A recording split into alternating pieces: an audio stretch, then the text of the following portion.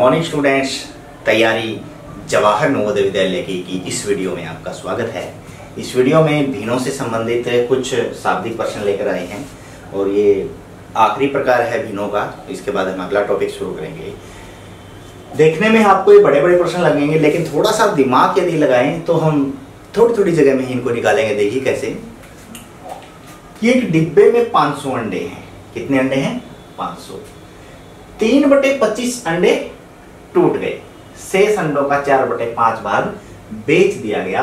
शेष बचे अंडों की संख्या ज्ञात करो। अब अंडे हमारे पास कितने थे? 500 अंडे थे। 500 अंडों के 3/25 भाग है जो अंडों का वो टूट गया है। 3/25 का मतलब 25 में से, प्रत्येक 25 अंडों में से 3 अंडे टूट गए हैं। तो प्रत्येक 25 अंडों में से कितने अंडे बच गए? देखो 25 में से 3 टूट गए तो कितने बच गए? 22 अंडे बच गए ना 25 में से। तो 3/25 भाग यदि टूट गया है, कितना भाग बचा है? 22/25। तो बचे हुए अंडे हम यहां से निकाल लेंगे 22/25। ठीक है, 25 के पहाड़े में ये आ जाता है 25 × 50 और यहां से गुना करेंगे 440 अंडे हमारे पास बच गए हैं, बचे हुए हैं। हमने बचे हुए निकाल लिए, टूटे हुए तो चले गए। ठीक है, अब शेष अंडों का 4/5 भाग बेच दिया गया। जो बचे थे उनका 4/5 भाग बेच दिया था। 5 में से 4 भाग बेच दिए। 5 में से 4 बेच दिए तो कितने बच गए? 1 बच गए ना।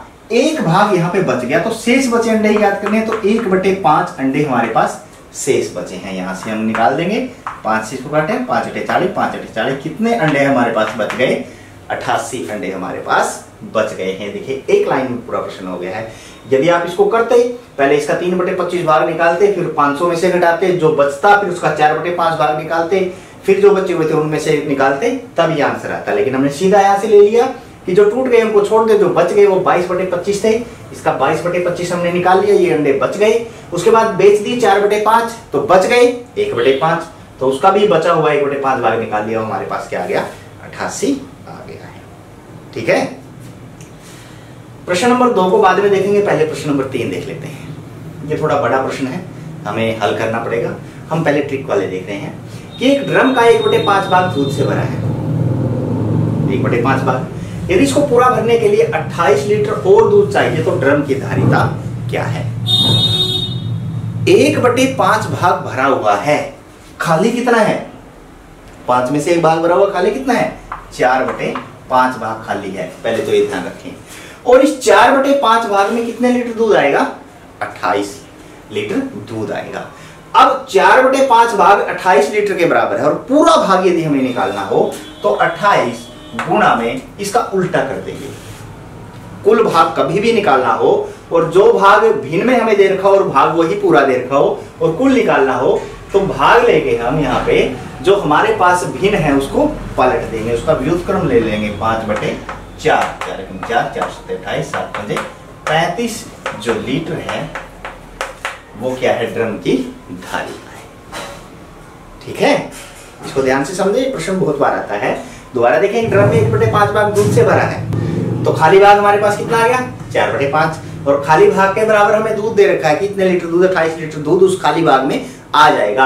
अर्थात 4/5 भाग उसकी पूरी धारिता का 28 लीटर के बराबर है। और यदि कुल धारिता ज्ञात करनी हो तो जो 28 लीटर हमें 4/5 के बराबर दे रखा है, इस भिन्न का व्युत्क्रम उसके साथ गुना कर देंगे तो हमारे पास कुल धारिता आ जाएगी। हमारे पास 35 लीटर है। ठीक है, अब इसको देख लेते हैं कि एक पानी की टंकी की धारिता 36 किलोलीटर है, आधी भरी है। आधी भरी है का मतलब 18 किलोलीटर उसके अंदर पानी है।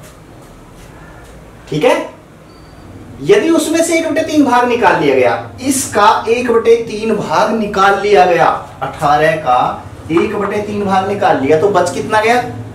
1/3 निकाला ना, कितना बच गया? 2/3 बच गया। ठीक है ना, 3 में से 1 भाग निकाला तो 2/3 बच गया। अब पहले तो यही निकाल लेते हैं कितना बच गया। 12 किलोलीटर बच गया है। 12 किलोलीटर पानी बच गया है। अब 12 निकालने के बाद तो उसको पूरी टंकी को भरने के लिए कितने पानी की आवश्यकता होगी? हमारे पास पानी कितना बच गया है? 12 किलोलीटर। आता कितना है? 36 किलोलीटर। अब 36 में से 12 को घटा दें, 24 किलोलीटर पानी की आवश्यकता होगी। घटा लें।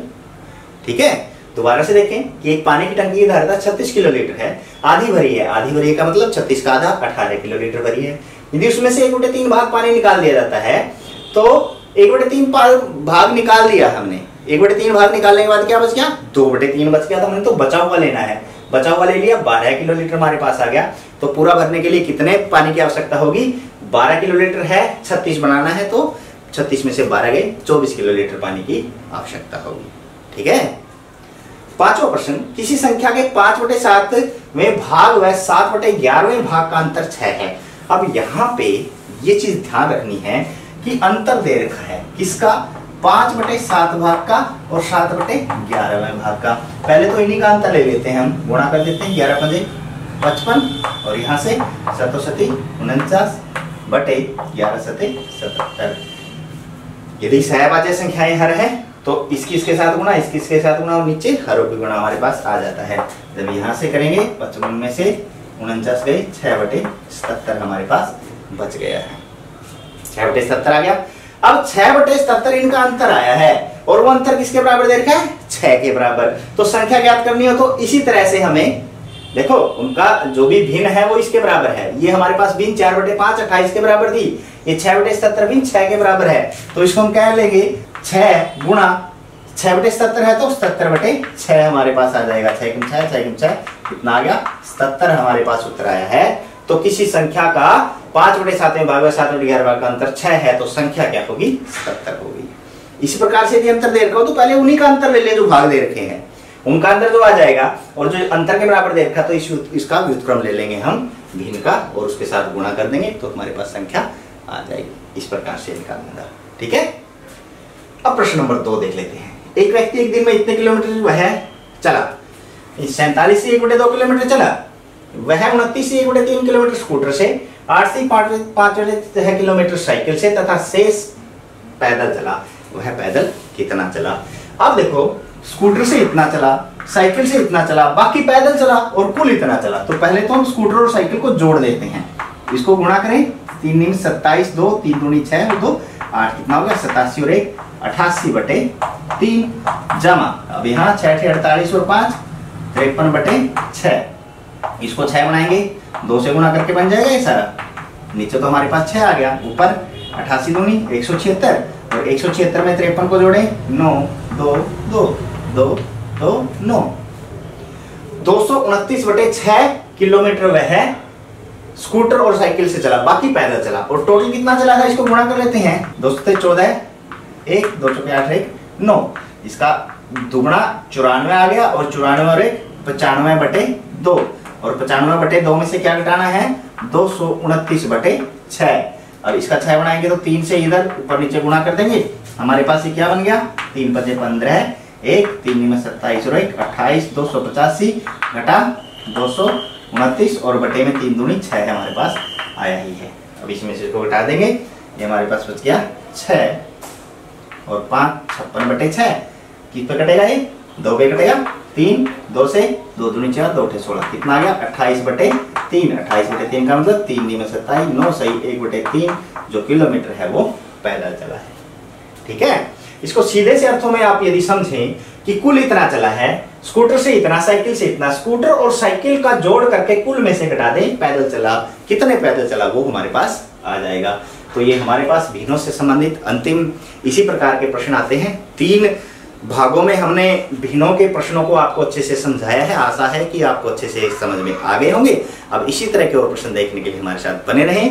तब तक के लिए बाय बाय।